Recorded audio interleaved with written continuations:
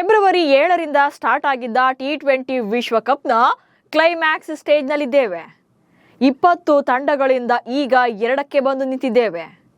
ಸದ್ಯ ಯಾರು winner ಅನ್ನೋದಷ್ಟೇ decide ಆಗುವಂತ ಟೈಮ್ ಇದು. ಒಂದ್ ಕಡೆ 2 ಸಲ ಕಪ್ ಗೆದ್ದು 4ನೇ ಸಲ ಫೈನಲ್ಗೆ ಬಂದಿರುವಂತ ಭಾರತ, ಮತ್ತೊಂದ್ ಕಡೆ ಮೊದಲ ಟ್ರೋಫಿಯ ಆಸೆಯಲ್ಲಿ 2ನೇ ಸಲ ಫೈನಲ್ಗೇರಿರುವಂತ ನ್ಯೂಜಿಲೆಂಡ್. ಈ ಟೂರ್ನಿಯಲ್ಲಿ ಸಾಕಷ್ಟು ಅಪ್ಸ್ ಅಂಡ್ ಡೌನ್ಸ್ ಜೊತೆ ಕ್ರೂಷಿಯಲ್ ಮ್ಯಾಚ್ಗಳನ್ನ ಫೇಸ್ ಮಾಡ್ಕೊಂಡು ಬಂದಿದ್ದಾರೆ. ಹಾಗೆ ಇಬ್ಬರು ಕೂಡ ಡೇಂಜರಸ್ ಆಗಿ ಕಾಣ್ತಿದ್ದಾರೆ. ಒಂದೊಂದು ಕ್ಯಾಟಗರಿಯಲ್ಲಿ ಒಬ್ಬೊಬ್ಬರು ಸ್ಟ್ರಾಂಗ್ ಆಗಿದ್ದಾರೆ. ಸೊ ಈ ಟೂರ್ನಿಯಲ್ಲಿ ಇಬ್ಬರ ಪರ್ಫಾರ್ಮೆನ್ಸ್ ಹೇಗಿದೆ, ಬ್ಯಾಟಿಂಗ್ ಹಾಗೆ ಬೌಲಿಂಗ್ ಸ್ಟ್ಯಾಟ್ಸ್ ಹೇಗಿದೆ, ಸೊ ಯಾರು ಈ ಪಂದ್ಯದಲ್ಲಿ ಗೇಮ್ ಚೇಂಜರ್ ಆಗಬಹುದು ಅನ್ನೋ ಬಗ್ಗೆ ಈ ವಿಡಿಯೋದಲ್ಲಿ ಮಾಹಿತಿಯನ್ನ ನೀಡ್ತೇನೆ. ನಾನು ಶಾಂತ. ನೀವು ಸುದ್ದಿಯಾನದ ಸಬ್ಸ್ಕ್ರೈಬರ್ ಆಗೋದಿಕ್ಕೆ ಮರಿಬೇಡಿ.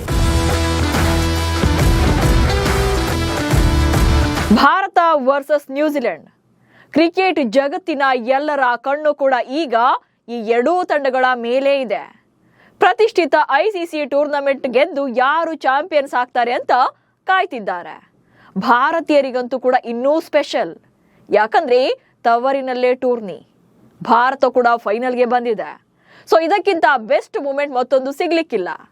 And one more interesting point ಅಂದ್ರೆ, ಯಾವ ಸ್ಟೇಡಿಯಂನಲ್ಲಿ ಎರಡೂ ತಂಡಗಳು, ಅದು ಕೂಡ ಸೌತ್ ಆಫ್ರಿಕಾ ವಿರುದ್ಧವೇ ಸೋತಿದ್ರು, ಈಗ ಅದೇ ಮೈದಾನದಲ್ಲಿ ಟ್ರೋಫಿಗಾಗಿ ಫೈಟ್ ಮಾಡ್ತಿದ್ದಾರೆ. ಅಂದ್ರೆ ಗ್ರೂಪ್ ಹಂತದ ಪಂದ್ಯದಲ್ಲಿ ನ್ಯೂಜಿಲೆಂಡ್ ತಂಡ ಇದೇ ಸ್ಟೇಡಿಯಂನಲ್ಲಿ ಸೌತ್ ಆಫ್ರಿಕಾ ವಿರುದ್ಧ ಸೋಲನ್ನ ಕಂಡಿತ್ತು. ಅನಂತರ ಸೂಪರ್ 8 ಸುತ್ತಿನಲ್ಲಿ ಭಾರತ ಕೂಡ ಸೌತ್ ಆಫ್ರಿಕಾ ವಿರುದ್ಧವೇ ಇದೇ ಮೈದಾನದಲ್ಲಿ ಸೋಲನ್ನ ಕಂಡಿತ್ತು. ಬಟ್ ಇಬ್ರು ಕೂಡ ಅಲ್ಲಿ ಸೋತವರು ಈಗ ಫೈನಲ್ ನಲ್ಲಿ ಮೀಟ್ ಮಾಡ್ತಿದ್ದಾರೆ. ಭಾರತ 1 ಪಂದ್ಯ, ನ್ಯೂಜಿಲೆಂಡ್ 2 ಪಂದ್ಯಗಳಲ್ಲಿ ಸೋಲು. ಇನ್ನು ಈ ಬಾರಿಯ ಟೂರ್ನಿಯಲ್ಲಿ ಭಾರತದ ಜರ್ನಿಯನ್ನ ನೋಡೋದಾದ್ರೆ, ಭಾರತ ಒಟ್ಟಾರೆಯಾಗಿ ಇದುವರೆಗೆ 8 ಪಂದ್ಯಗಳನ್ನು ಆಡಿದೆ. ಈ ಪೈಕಿ 1 ಪಂದ್ಯವನ್ನ ಸೋತಿದೆ, ಹಾಗೆ 7ರಲ್ಲಿ ಗೆಲುವನ್ನ ಕಂಡಿದೆ. ಇನ್ನು ನ್ಯೂಜಿಲೆಂಡ್ ತಂಡದ ಬಗ್ಗೆ ನೋಡೋದಾದ್ರೆ, ಅವರಿಗೆ ಮಳೆಯಿಂದಾಗಿ ಪಾಕಿಸ್ತಾನ ವಿರುದ್ಧದ 1 ಪಂದ್ಯ ಮಿಸ್ ಮಾಡ್ಕೊಂಡಿದ್ರು. ಸೊ ಆ ಪಂದ್ಯ ರದ್ದಾಗಿತ್ತು. ಅಂಡ್ ಆಡಿರುವಂತ 7 ಪಂದ್ಯಗಳಲ್ಲಿ 2 ಪಂದ್ಯಗಳನ್ನ ಸೋತಿದ್ದಾರೆ. ಬಟ್ ಬ್ಯಾಟಿಂಗ್ ಅಂತ ಬಂದಾಗ ನ್ಯೂಜಿಲೆಂಡ್ ತಂಡ ಭಾರತಕ್ಕಿಂತ ಬೆಟರ್ ಆಗಿ ಪರ್ಫಾರ್ಮ್ ಮಾಡಿದೆ. ಅವರದ್ದು ಪವರ್ ಪ್ಲೇ ಸ್ಕೋರ್ ತುಂಬಾ ಚೆನ್ನಾಗಿದೆ. ನ್ಯೂಜಿಲೆಂಡ್ ತಂಡ ಈ ಬಾರಿಯ ಟೂರ್ನಿಯಲ್ಲಿ 2 ಆತಿಥೇಯ ದೇಶಗಳಲ್ಲಿ ತಮ್ಮ ಪಂದ್ಯಗಳನ್ನು ಆಡಿದೆ. ಸೊ ಭಾರತಕ್ಕೆ ಕಂಪೇರ್ ಮಾಡಿದ್ರೆ ಶ್ರೀಲಂಕಾದಲ್ಲಿ ರನ್ ಅನ್ನ ಸ್ಕೋರ್ ಮಾಡೋದು ತುಂಬಾನೇ ಕಷ್ಟ. ಹಿಂಗಿದ್ರು ಕೂಡ ಭಾರತಕ್ಕಿಂತ ಅವರು ಉತ್ತಮ ರನ್ ರೇಟ್ ಹಾಗೆ ಸ್ಟ್ರೈಕ್ ರೇಟ್ ನಲ್ಲಿ ಸ್ಕೋರ್ ಮಾಡಿದ್ದಾರೆ.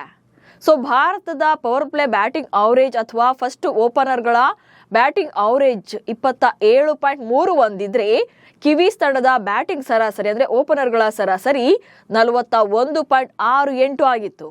ಅಂಡ್ ಟೂರ್ನಿಯಲ್ಲಿ ನ್ಯೂಜಿಲೆಂಡ್ ಪರ ಇಬ್ಬರು ಬ್ಯಾಟ್ಸ್ಮನ್ಗಳು ಮಾತ್ರವೇ ಡಕ್ಔಟ್ ಆಗಿದ್ರೆ, ಭಾರತ ಪರ 11 ಬ್ಯಾಟರ್ಗಳು ಈ ಸಲ ಡಕ್ಔಟ್ ಆಗಿದ್ದಾರೆ. ಸೊ ಅಲ್ಲಿ ಇಬ್ರು ಮಾತ್ರವೇ ಖಾತೆನ ತೆರೆಯೋಕೆ ಸಾಧ್ಯವಾಗದೇ ಇದ್ರೆ, ನಮ್ಮಲ್ಲಿ 11 ಬ್ಯಾಟರ್ಗಳು 0 ಸುತ್ತಿದ್ರು.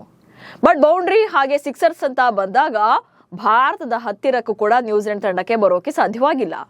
ಸೊ ಭಾರತ ಈ ಟೂರ್ನಿಯಲ್ಲಿ ಒಟ್ಟಾರೆಯಾಗಿ ಅಂದ್ರೆ ಆಡಿರುವಂತ 8 ಪಂದ್ಯಗಳ ಪೈಕಿ 88 ಸಿಕ್ಸರ್ಗಳನ್ನ ಸಿಡಿಸಿದೆ ಭಾರತ ಬ್ಯಾಟರ್ಗಳು. ಅಂಡ್ ನೆಕ್ಸ್ಟ್ 124 ಬೌಂಡ್ರಿಗಳನ್ನ ಬಾರಿಸಿದ್ದಾರೆ. ಸೊ ಇದೇ ವಿಚಾರದಲ್ಲಿ ಕಿವೀಸ್ ತಂಡದ ಸ್ಟಾಟ್ಸ್ ಅನ್ನ ನೋಡೋದಾದ್ರೆ, ಅವರು 57 ಸಿಕ್ಸರ್ಗಳನ್ನ ಬಾರಿಸಿದ್ದಾರೆ. ಜೊತೆಗೆ 109 ಬೌಂಡ್ರಿಗಳು ಬಂದಿದೆ ಕಿವೀಸ್ ಬ್ಯಾಟರ್ಗಳಿಂದ ಈ ಬಾರಿಯ ಟೂರ್ನಿಯಲ್ಲಿ. ಅಂಡ್ ಭಾರತ ಈ ಪಂದ್ಯಾವಳಿಯಲ್ಲಿ 3 ಸಲ 200+ ಸ್ಕೋರ್ ಅನ್ನ ಗಳಿಸಿದೆ. ಜೊತೆಗೆ 2 ಸಲ 250 ರನ್ಸ್ ಕೂಡ ಬಂದಿದೆ. 250+ ಜಿಂಬಾಬ್ವೆ ವಿರುದ್ಧ 1 ಸಲ, ಹಾಗೆ ಈ ಸಲ ನ್ಯೂಜಿಲೆಂಡ್ ವಿರುದ್ಧದ ಪಂದ್ಯದಲ್ಲೂ ಕೂಡ ಅಂದ್ರೆ 2 ಸಲ ಇವರು 250+ ರನ್ ಸ್ಕೋರ್ ಮಾಡಿದ್ದಾರೆ. ಜೊತೆಗೆ 200+ ಅಂತ ಬಂದಾಗ 3 ಸಲ ಬಂದಿದೆ. ಬಟ್ ಕಿವೀಸ್ ತಂಡ 200+ ದಾಟೇ ಇಲ್ಲ ಅವರು, ಯಾಕಂದ್ರೆ ಅವರ ಅತ್ಯುತ್ತಮ ಸ್ಕೋರ್ ಇರೋದೇ 183 ರನ್ಗಳು ಮಾತ್ರ. ಅಂಡ್ ಈ ಸ್ಕೋರ್ ಕೂಡ ಚೇಸಿಂಗ್ ನಲ್ಲೇ ಬಂದಿರೋದು. ಇನ್ನು ಟೀಮ್ ಇಂಡಿಯಾ ಪವರ್ ಪ್ಲೇ ನಲ್ಲಿ ಸರಾಸರಿ 2 ವಿಕೆಟ್ಗಳನ್ನ ಕಳ್ಕೊಂಡಿದೆ. ಆದ್ರೆ ನ್ಯೂಜಿಲೆಂಡ್ ನ ಆರಂಭಿಕ ಜೋಡಿಯಾಗಿರುವಂತ ಫಿನ್ ಅಲೆನ್ ಹಾಗೆ ಟಿಮ್ ಸೀಫರ್ಟ್ ಡೇಂಜರಸ್ ಓಪನರ್ಸ್ ಆಗಿದ್ದಾರೆ. ಸೊ ಆರಂಭಿಕ 6 ಓವರ್ಗಳಲ್ಲಿ ಅಂದ್ರೆ ಪವರ್ ಪ್ಲೇ ನಲ್ಲಿ ಕಿವೀಸ್ ತಂಡ 1 ವಿಕೆಟ್ ಮಾತ್ರ ಕಳ್ಕೊಂಡು ಸರಾಸರಿ 62 ರನ್ಗಳನ್ನ ಸ್ಕೋರ್ ಮಾಡಿದೆ. ಸೊ ಇವರ ಅತ್ಯುತ್ತಮ ಸ್ಕೋರ್ ಪವರ್ ಪ್ಲೇ ಅಂತಂದ್ರೆ 84 ರನ್ಗಳು. ಸೊ ಅವರು ಇದನ್ನ ಸೆಮಿಫೈನಲ್ ದಕ್ಷಿಣ ಆಫ್ರಿಕಾ ವಿರುದ್ಧ ಸ್ಕೋರ್ ಮಾಡಿದ್ರು. ಇನ್ನು ಮಿಡಲ್ ಓವರ್ಗಳ ಸ್ಟಾಟ್ಸ್ ಅನ್ನ ನೋಡೋದಾದ್ರೆ, ಅಂದ್ರೆ 7ರಿಂದ 16 ಓವರ್ಗಳ ನಡುವೆ ಭಾರತ ಕಂಪ್ಲೀಟ್ ಆಗಿ ಇಲ್ಲಿ ಡಾಮಿನೇಟ್ ಮಾಡೋದು ಗೊತ್ತಾಗ್ತಿದೆ.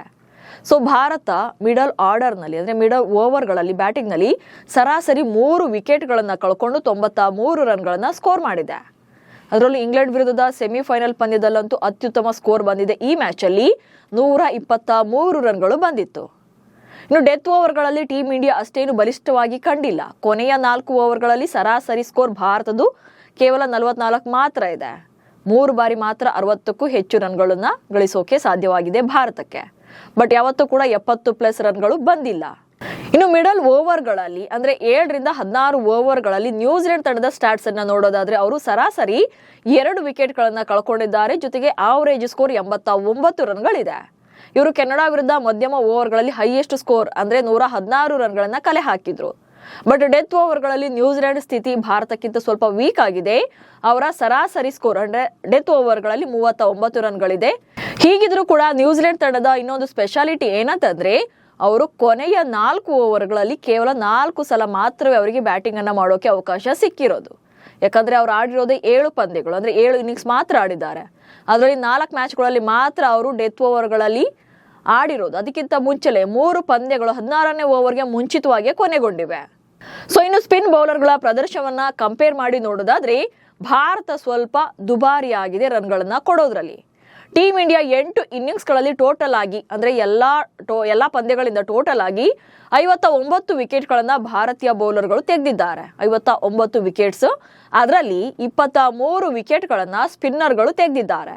ಇನ್ನು ಉಳಿದಿರೋಂಥ ವಿಕೆಟ್ಗಳೇನಿದೆ ಅದು ಪೇಸ್ ಬೌಲರ್ಗಳಿಂದ ಬಂದಿದೆ. ಇನ್ನು ಇಂಟ್ರೆಸ್ಟಿಂಗ್ ವಿಚಾರ ಅಂದ್ರೆ ಭಾರತದ ಸ್ಪಿನ್ನರ್ಗಳು 8.3 economy ರೇಟ್ನಲ್ಲಿ ರನ್ಗಳನ್ನ ಬಿಟ್ಕೊಟ್ಟಿದ್ದಾರೆ.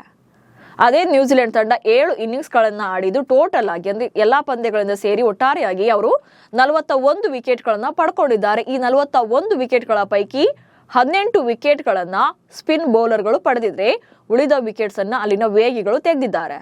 So ನ್ಯೂಜಿಲೆಂಡ್ನ ಸ್ಪಿನ್ನರ್ಗಳು 7.5 ಎಕಾನಮಿಯಲ್ಲಿ ರನ್ಗಳನ್ನ ಬಿಟ್ಕೊಟ್ಟಿದ್ದಾರೆ. So run rate ಅನ್ನ ನೋಡೋದಾದ್ರೆ ಕಿವೀಸ್ ಬೌಲರ್ಸ್ ಸ್ವಲ್ಪ ಎಫೆಕ್ಟಿವ್ ಆಗಿದ್ದಾರೆ. ಭಾರತೀಯ ಸ್ಪಿನ್ ಬೌಲರ್ಗಳು ಅವರಿಗಿಂತ ಸ್ವಲ್ಪ ಎಕ್ಸ್ಪೆನ್ಸಿವ್ ಇದ್ದಾರೆ. ಸೊ ಇದು 2 ತಂಡಗಳ ಈ ಬಾರಿಯ ಜರ್ನಿಯ ಒಂದು ಝಲಕ್. ಇನ್ನು 2 ತಂಡಗಳಲ್ಲಿ ಬಿಗ್ ಪ್ಲೇಯರ್ಗಳೇ ಇದ್ದಾರೆ. ಹೀಗಾಗಿ ಈ ಬಾರಿಯ ಫೈನಲ್ ಪಂದ್ಯದಲ್ಲಿ ಯಾರು ಬೇಕಾದ್ರೂ ಕೂಡ ಗೇಮ್ ಚೇಂಜರ್ ಆಗಬಹುದು. ಸೊ ಈ ಕುತೂಹಲ ಕೂಡ ಈಗ ಎಲ್ಲರಲ್ಲಿದೆ. ಫೈನಲ್ ಪಂದ್ಯದಲ್ಲಿ ಯಾರಾಗ್ತಾರೆ ಗೇಮ್ ಚೇಂಜರ್? ಇನ್ನು ಭಾರತ ಪರ ಇಶಾನ್ ಕಿಶನ್, ಸೂರ್ಯಕುಮಾರ್ ಯಾದವ್ ಹಾಗೆ ಸಂಜು ಸ್ಯಾಮ್ಸನ್ ಈ ಸಲ ಟಾಪ್ 3 ಸ್ಕೋರರ್ಗಳಾಗಿದ್ದಾರೆ.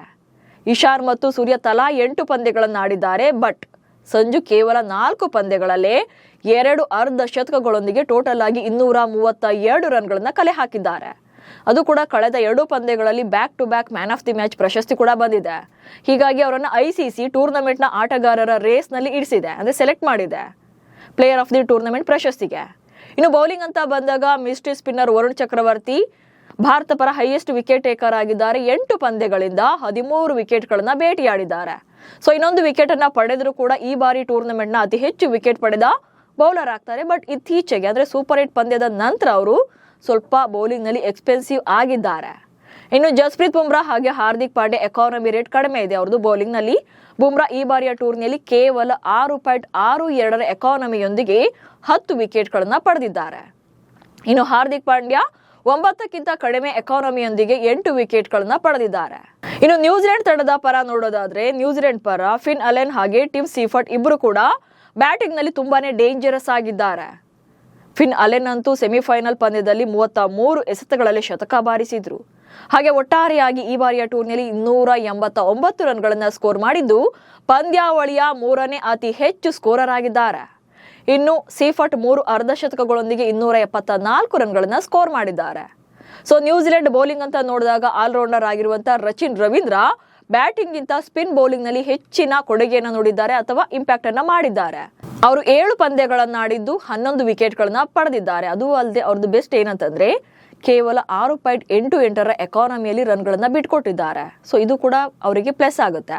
ಇನ್ನು ಸೆಮಿಫೈನಲ್ ನಲ್ಲಿ 2 ನಿರ್ಣಾಯಕ ವಿಕೆಟ್ಗಳನ್ನ ಭೇಟಿಯಾಡಿದಂತ ಮ್ಯಾಟ್ ಹೆನ್ರಿ 9 ವಿಕೆಟ್ಗಳನ್ನ ನ್ಯೂಜಿಲೆಂಡ್ ಪರ ತೆಗೆದಿದ್ದಾರೆ. ಸೊ ಇಷ್ಟು ಆಟಗಾರರ ಮೇಲೆ ತುಂಬಾನೇ ಹೋಪ್ಸ್ ಇದೆ. ಜೊತೆಗೆ ಇವರೇ ಯಾವ ಕ್ಷಣದಲ್ಲಾದ್ರೂ ಕೂಡ ಗೇಮ್ ಟರ್ನಿಂಗ್ ಅನ್ನ ಮಾಡುವಂತ ಅಥವಾ ಬಿಗ್ ಬ್ರೇಕ್ ಥ್ರೂ ಅನ್ನು ತಂದುಕೊಡುವಂತ ಪ್ಲೇಯರ್ಗಳಾಗಿದ್ದಾರೆ. ಸೊ ಇವರ ಪೈಕಿ ಯಾರು ಟ್ರೋಫಿ ಫೈಟ್ ನ ಗೇಮ್ ಚೇಂಜರ್ ಆಗಬಹುದು ಅನ್ನುವಂತ ಕುತೂಹಲ ಈಗ ಎಲ್ಲರಲ್ಲೂ ಇದೆ. ಒಟ್ನಲ್ಲಿ 2 ತಂಡಗಳ ಜರ್ನಿಯನ್ನ ನೋಡಿದಾಗ ಅದ್ಭುತವಾಗಿ ಪರ್ಫಾರ್ಮ್ ಮಾಡ್ಕೊಂಡು ಬಂದಿದ್ದಾರೆ. ಹೀಗಾಗಿ ಫೈನಲ್ ಫೈಟ್ ಕೂಡ ರಣರೋಚಕವಾಗಿ ಇರೋದ್ರಲ್ಲಿ ಡೌಟೇ ಇಲ್ಲ. ಭಾರತ ಹಾಗೆ ನ್ಯೂಜಿಲೆಂಡ್ ಫೈನಲ್ ಫೈಟ್ ಅಂತ ಬಂದಾಗ ಯಾವ ತಂಡದ ಪರ ಯಾರು ಗೇಮ್ ಚೇಂಜಿಂಗ್ ಪರ್ಫಾರ್ಮೆನ್ಸ್ ಅನ್ನ ನೀಡಬಹುದು ಅನ್ನೋದನ್ನ ನಿಮ್ಮ ಪ್ರಕಾರ ಕಮೆಂಟ್ಸ್ ಮೂಲಕ ತಿಳಿಸಿ. ಹಾಗೆ ಸುದ್ದಿಯನ್ನು ಫಾಲೋ ಮಾಡಿ. ನಮಸ್ಕಾರ.